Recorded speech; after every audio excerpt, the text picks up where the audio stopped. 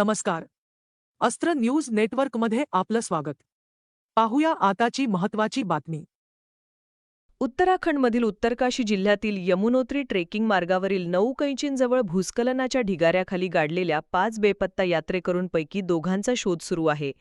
भूस्खलनाच्या ठिकाणी वरून कचरा आणि सैल दगड काढून टाकण्यात आले आहेत.